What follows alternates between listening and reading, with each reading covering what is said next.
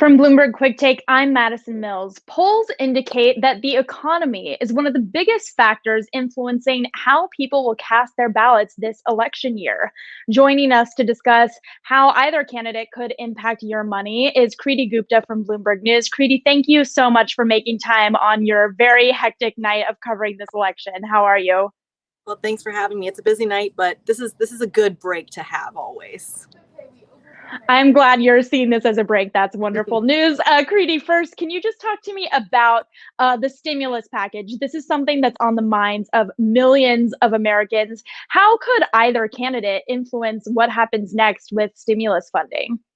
Well, of course, we've heard from both candidates really coming out and saying that they really want a major stimulus package. We've heard from President Trump, who has struggled to really get the GOP on board, the Senate GOP, I should be specific, for that huge package, especially when the House Democrats have come forward proposing a $2.2 trillion dollar aid package.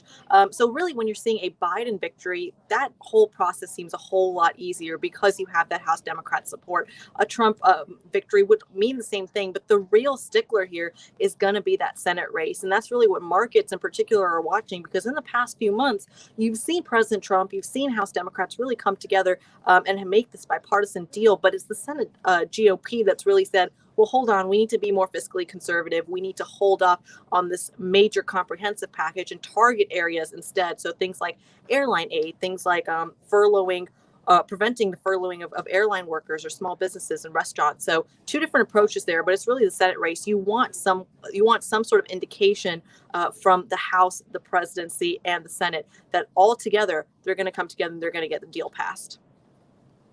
And zeroing in on markets, what are we going to see at the open and close of the trading day tomorrow?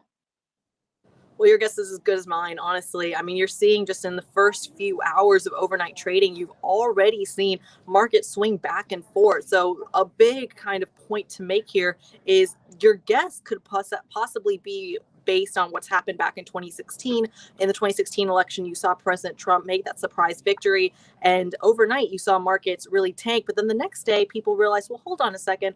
President Trump has a lot of pro-growth policies. He's cutting the tax rate. Maybe this could be good for the economy and good for stocks in general. So you saw the market kind of flip. But tomorrow, we're in a different era here. We have a pandemic. We have a contracting economy. We have that stimulus up in the air. So it's really hard to say whether you're going to see that same flip. The only thing you're really certain of is potential volatility and price swings, not just today, not just tomorrow, but potentially in the rest of the week as well.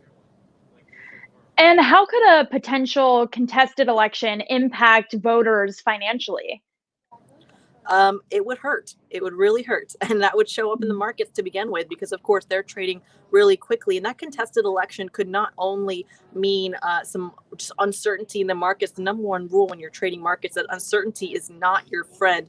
And going back to the 2000 example, where you saw the race between Al Gore and George W. Bush, the S&P 500 actually took a major hit when it was going through these contested election. You saw a correction of about 10%. And that really hits people who have exposure to stocks through their retirement funds or through kind of personal pension accounts or things like that. So you see the pain almost immediately. In this particular circumstance, I mean, that contested election or just the fact of a delayed election could have more time to begin with and take an even bigger hit on stocks, just given the uncertainty that we're in so far.